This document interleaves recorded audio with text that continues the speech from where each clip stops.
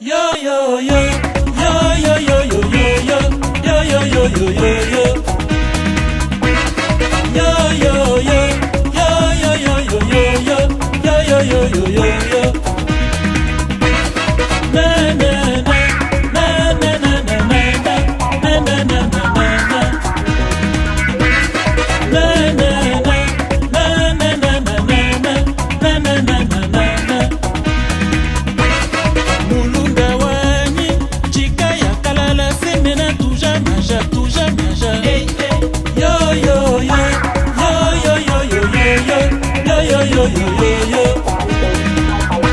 Bonjour tous chers fidèles téléspectateurs et téléspectatrices de Lyon Mag. Merci pour la confiance que vous donnez au personnel de ce temps où nous sommes. Jamais trouvé pour décevoir un peu. Donc, comme vous le voyez, je ne suis pas seule sur ce plateau. Je suis accompagnée d'un pasteur à qui nous allons découvrir ensemble ce qu'elle a dit. Bonjour pasteur. Bonjour, merci. Vous vous sentez? Non, je reviens par la grâce. Bonne nouvelle. Nous avons la scène de l'évangile de notre Seigneur Jésus-Christ. Nous allons être tenir informés. Bon, pas public la biso na bali na bayeba soki pasteur oyo aza pembeni na biso azali nani pasteur ya église nini mpo ngai nakoki koloba oyo ozali bitonga na ye nani mpe bapublik na biso badécouvrir ensemble pasteur oyo aza pembeni na nga kombo na ye nani asalaka nini na vie. Oui, merci. Pasteur, vous avez le projet à public. Vous voyez, pasteur Jean Dédié Congolo, Azali Moussali Nzambe, je prêche l'évangile du Seigneur Jésus-Christ. Dans l'église Chaîne de Mamré, Taberne. toyoki ndenge pasteur auti koloba alobi kombo na ye pasteur Jean Dédié. Pasteur le toza akosaki débattre na thème moko très capital oyo incité nga étant journaliste nde na sollicité émission. Thème yango ezali l'heure est bénie. Eza thème oyo esaki mpona campagne. Étant journaliste naa naposana aider public oyo baolanda biso baya massivement koparticiper mpona basali ya baanga yango na bito débattre sur ce sujet wana. Première question na Ina Pina, pourquoi ce thème? Quelle a été votre motivation? Et au début de cette campagne, que vous allez être capable d'intituler ce sujet que l'heure est bénie. Quelle a été votre motivation? Oui, merci pour la question. La motivation du thème en question, le revenu, c'est pour tenir informé au peuple des dieux, au monde entier, partout, ils peuvent nous suivre. En ce moment, bayeba que ngonga ekoki ya moto nyonso koya epai na Yesu Kristo koyamba ye lokola mokonzi obikisi, abandonner le péché, laisser la vie, la mondanité, puis moto ayeba ntango mosusu azalaki na mwa pokoso ya maladi, mwa pokoso ya misolo mosala makambo ekotambola malamu te mpe esika ngonga ebelemi mpona moto nyonso ayebaka kopusana epai likolo Yesu Kristo na nzela ya milulu oyo mpona kozwa eyano oyo azozela mbula na mbula. Merci pasteur. Donc tu déjà pour la motivation na yo oui pour ça qui est au intitulé thème ya campagne oyo l'heure est bénie. Ce que pasteur te dit toyeba objectif ya campagne yango ezali oui, Tina, ton objectif, et c'est pour gagner les âmes perdues. Oui, pour les amener et pas à Jésus Christ. Voilà ce qu'on comprend. Et aussi gagner les âmes pour la Jésus-Christ. Merci pasteur. Troisième question de Kyoyeba. Que veut dire le nom de l'église? Rappelez la pour la toute première fois. Nayoka Mouana, n'invité ni possible ni. Peut-être là on tout seul à la biso, à la posa, aya, à assister à la campagne. Ce qu'on a vu combat et église yango. Et nous la famille, comme avant de la inciter les autres moyens, il faut y avoir premièrement signification. Voilà pourquoi je suis intéressé au Yéba, signification église. D'abord le mot église veut dire les gens appelés à sortir d'eux. Le nom qui porte l'église, pas la forme, il y a dénomination, on a donné un nom comme ça par sentiment. Mais dans le Saint-Esprit, on avait dit depuis 2012 à Biangaï, au serviteur, regarde le nom que tu vas donner à l'église, on a placé le nom de berger. Tu vas donner le nom de chaîne de ma breta de la invité par rapport à c'est un nom qui vient de la Bible. Elohim, dans Wakita, qui s'aligne Elohim asali nzoto ya Gabriel asali nzoto ya Mikael alobi nazokende mpo masumu elekaki na Sodome na Gomorre akei sika mpona kopesa etulu lokola mokanda ya Amos chapitre 3 verset 2 ezoloba na biso ke nzambe akokaki kosala likambo moko te soki te kozanga kotalisa epai ya basali na ye basamboli. Il était passé par chez Abraham et il avait trouvé Abraham assis sous les chaînes de Mamré. Mais il est l'autre côté, puisque Mamré, la chaîne, on a na Congo, ils allaient kuna na Orient, na Congo. Il était en train de méditer sur ce Dieu-là, Oyo a séparé qui est dans l'autre qui était son épée. Et quand il est arrivé là-bas, ils ont lié à visitation, il y a un Nzambé pour le peuple naïe, pour tenir informé. Et puis, Elohim avait profité faire l'intercession pendant l'autre, il y a une séparation par le biais de Dieu. Merci, pasteur. Donc, le public, par exemple, tu auras pas à l'église, ou avant, tu as donc, tout ce que on a bandé, mais vous aurez vraiment la signification d'un côté, et l'autre, vous allez vraiment bénir la signification, il y a autre chose à temps, on sort, on a bandé pour la Merci, pasteur, pour ce que vous avez toujours dans la cadre de l'émission de Bissou. Dans quel livre de la Bible avez-vous tiré les thèmes de votre campagne? Le livre de la Bible, vous avez la Genèse, c'est l'Apocalypse. Vous avez motivé, peut-être vous avez côté la Bible, ou vous avez un passage, des poussins qui ont intitulé thème de la campagne, c'est leur recommandation ou bien au temps de la Bible. Est-ce que vous avez un passage bien dit comme lui de la Bible? Oui, merci.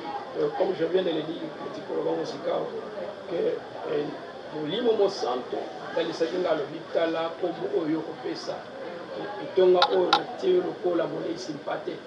Dans on a tali ici pas ici mon Kamata Genèse chapitre 18 verset 1er. Les Païwapi, Abraham, notre père dans la foi, avant qu'il a médité sur le Seigneur. Il n'était pas assis là, dans la Facebook, comme beaucoup de gens le font aujourd'hui. Au lieu de méditer sur Jésus, au lieu de méditer sur la parole, ils sont sur autre chose. Et tant qu'ils ont médité sur Jésus, et Jésus là descend pour confirmer que Dieu est en train de penser ou de méditer pour lui. C'est dans Genèse, le livre de la Genèse, chapitre 18, le premier verset. Merci, pasteur.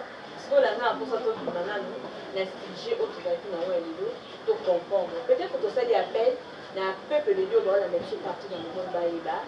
Objectif de la campagne. Est-ce que dans la campagne, il y aura séance de délivrance ou bien comment? Oui, d'abord, le Seigneur Jésus-Christ ne peut pas envoyer les gens pour envoyer au théâtre. Aujourd'hui, Dieu n'est pas dans le théâtre. Dieu est dans la démonstration. Et les gens viennent ici pour, recevoir la vie éternelle, pour voir en Jésus être sauvé. 2, le paralytique, les fous, les mioués, les différents problèmes que les gens peuvent avoir.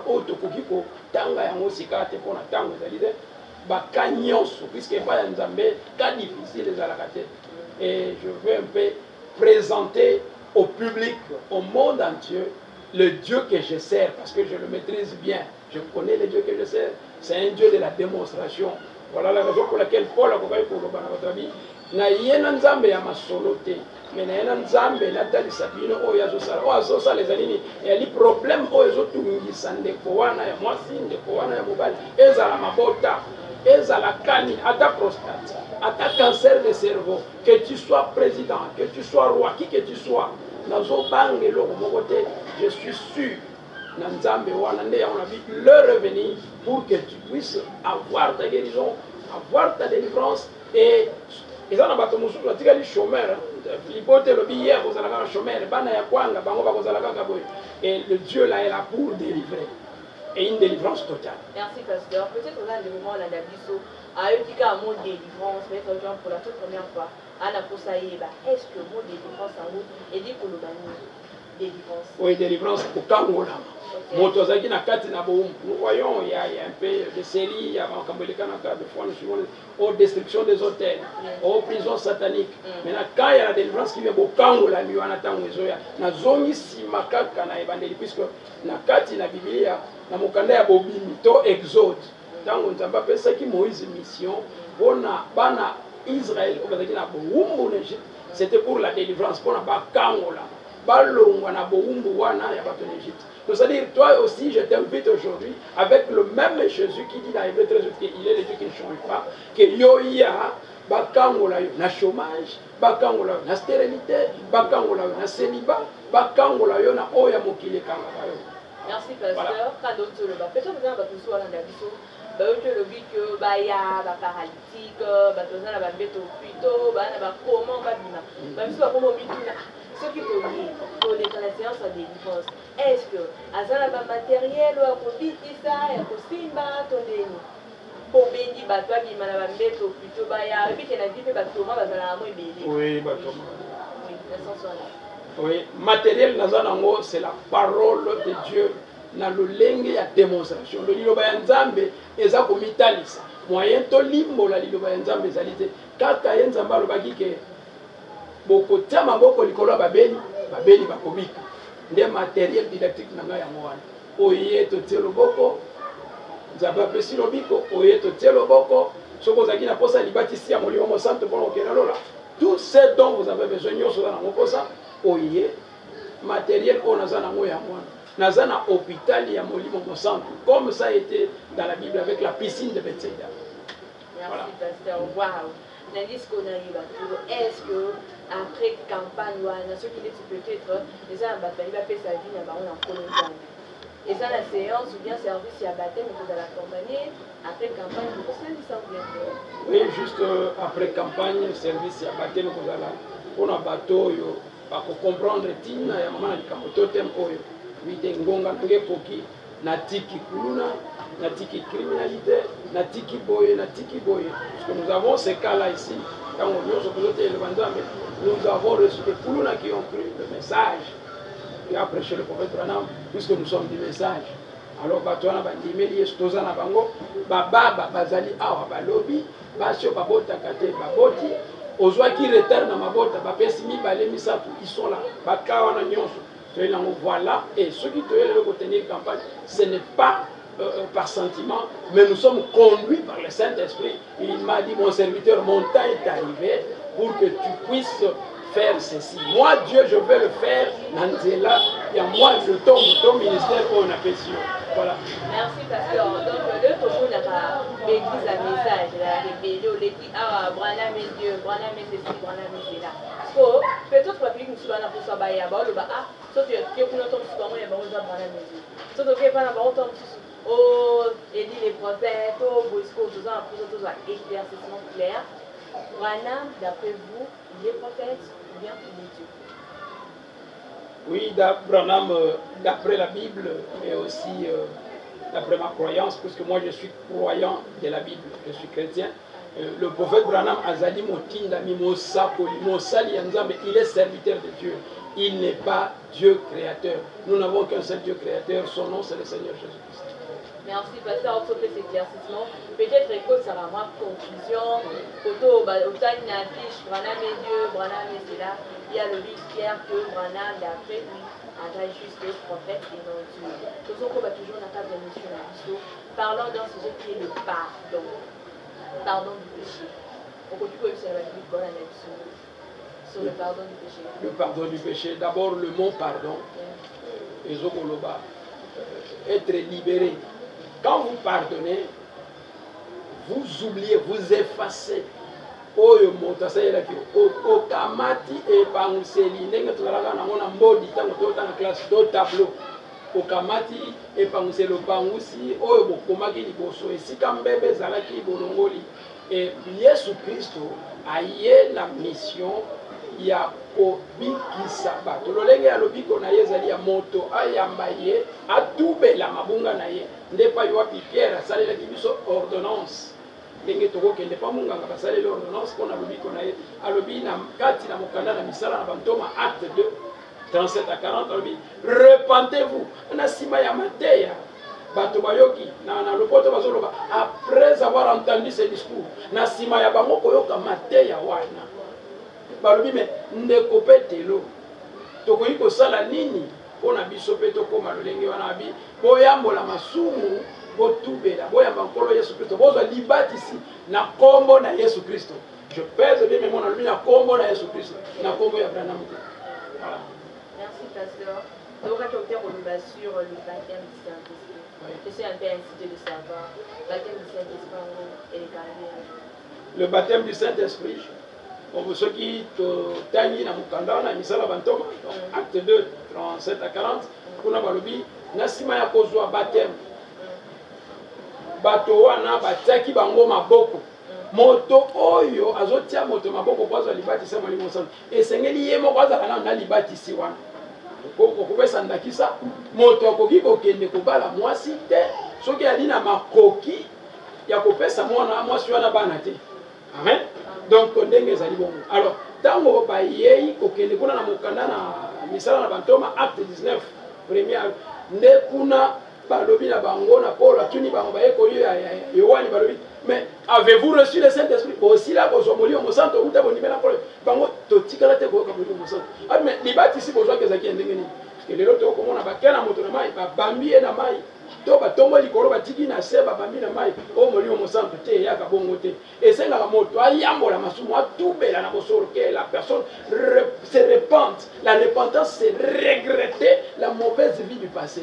Pourquoi na sala kiboy esengeli na ngai na tambola sika kola ni selo bananzam nde moto wana soki ayamboli ya solo botie ye na mai bobimisi ndenge bibili elobi immerger kozindisana ezali kokamata mai kotia na moto te to kosopela mai te okozindisa moto na mai abimi nde na nsima nango omami ye maboko ndenge basalaki yango na kati na Biblia nde o biso poto kosa nde doctrine na biso omami maboko olobi à la manière apostolique na lolenge na bantoma na kosenga libatisi na molimo likolo na moto soki ya yambolaki malamu abombaki te ya kotondisa na molimo samba soki abombaki oyo ye abombaki wana yango nde kovimba na kati na ye nde omoni wapi lelo tokomona moto akende l'église abongwa na kati abongwa nde makolo.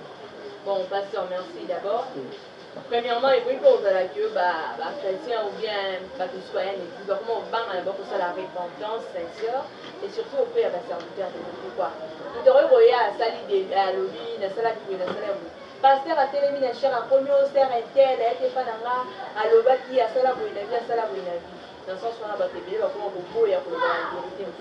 Pour conseil des petits robots dans la pasteur ou dans la maison, on va la radio, nettoyer, pas naïe, à l'objet secret naïe, des papas, na salam à béroué, na le rolazen, na boumam, tout. Allez, au termine cher au bando, en incitant aux autres à faire combat, ou d'autres, combat, ou d'autres, ça récompense. Une très bonne question. Conseil, pasteur, si réellement vous êtes appelé de Dieu, nous allons coller la poubelle.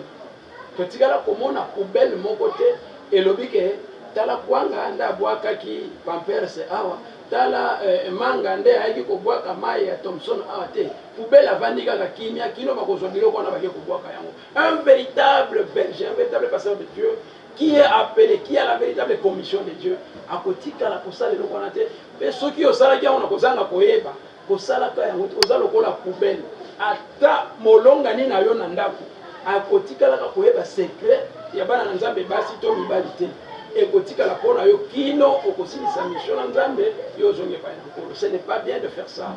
C'est un conseil que je donne à mes confrères pasteurs, bergers, apôtres, nyonso bozali.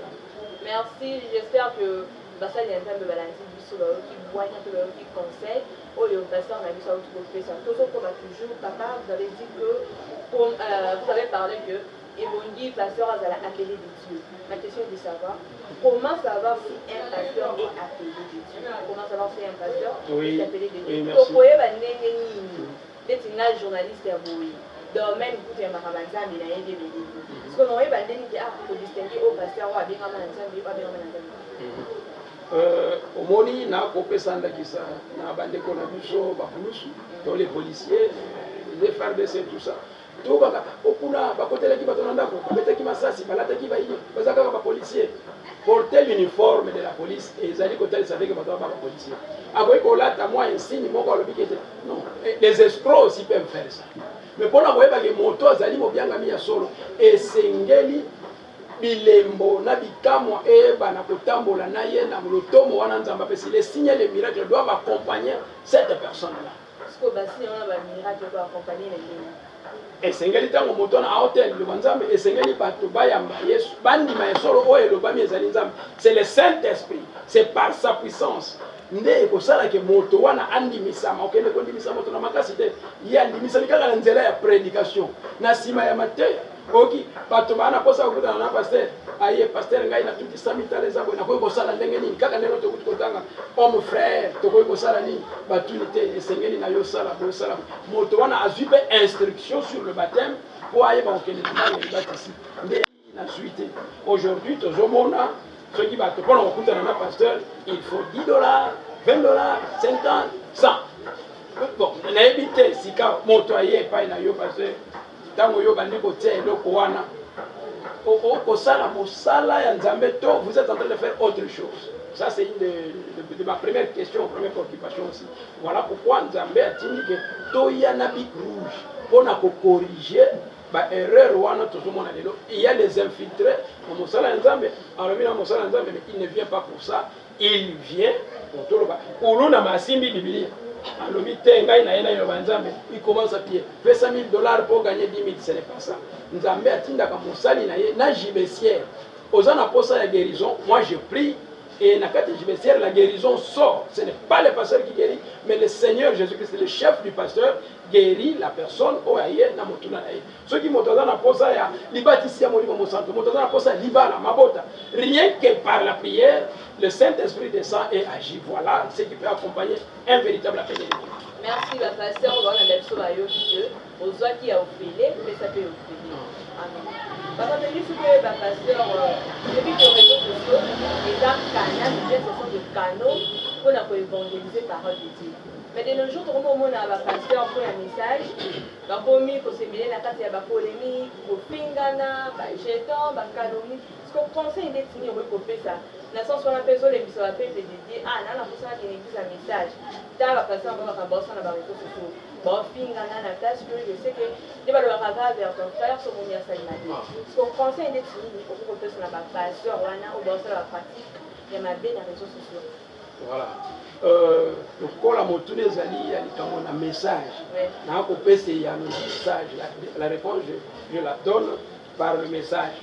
Le prophète Branham a prêché ceci.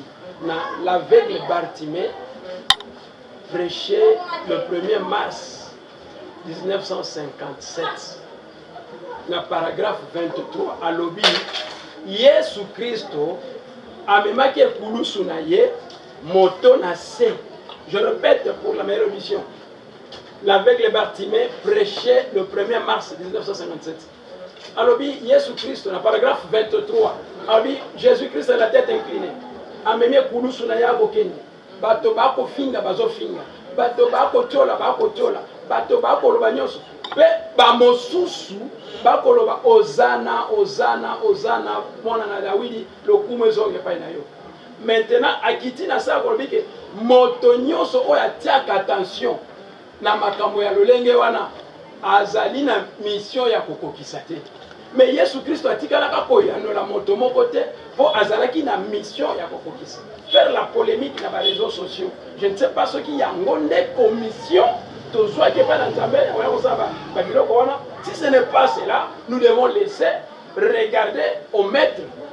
Maître nini. Ça ce n'est pas la parole de Dieu. Babiloko polémique, tout ça. Je vois ça des fois, je lis et on demande de faire commentaire. Je ne commente pas par ça, puisque ils ont vraiment bien. Commentaire, puisque le temps de Dieu est arrivé, son heure est arrivée, on a sikawa, tobima na réseaux sociaux, tobima na télévision, pour que le monde sache qu'il y a quelque part un Dieu. Merci pasteur, toujours chité déjà pour nous tirer l'émission la vie. Conseil d'être si tu as l'impression de dans le pays, mot d'ailleurs sur le pays et sur la RDC. Oui, sur la RDC d'ailleurs, je suis aussi parmi les pionniers à Mobilisaka, église pour prier pour le pays, pour qu'il y ait toujours du calme, puisque sans la paix, et le mot est malheureux pour s'arrêter. Et le mot est congolais. On a coutume de l'habitude, c'est pas bien. Nous devons prier pour les autorités, puisque c'est biblique. Puisque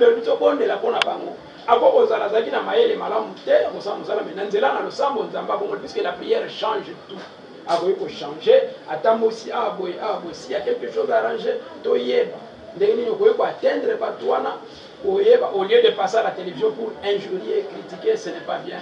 Pour le pays, nous devons prier pour notre pays parce que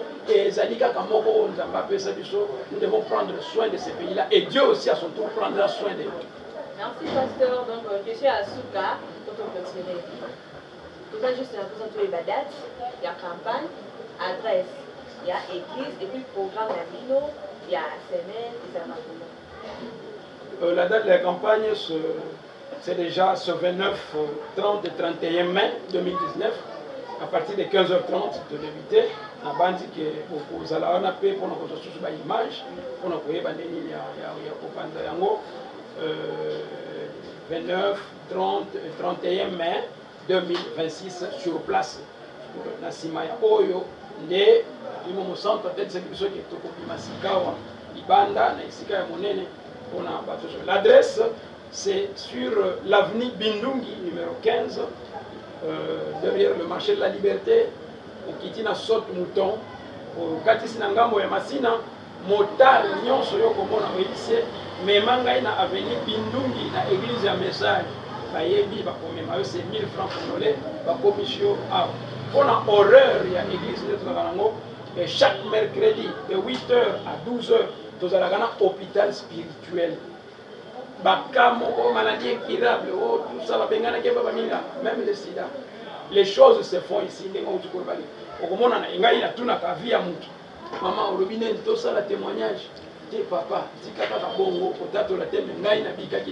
mais ces gens va promettre que va témoignage la campagne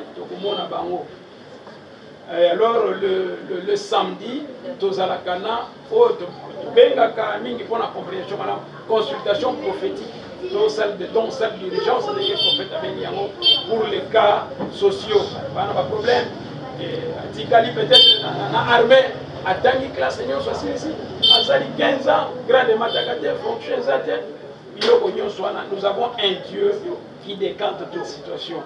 Et le mercredi et le vendredi, de 16h30 à 19h, nous avons culte. Et le dimanche, de 9h30 à 13h. Merci, pasteur.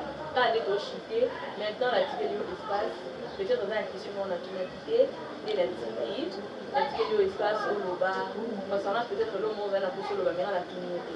Je voulais aussi profiter que c'est un numéro de téléphone, peut-être, va tout ça la pousser au bout de la pousser en ligne.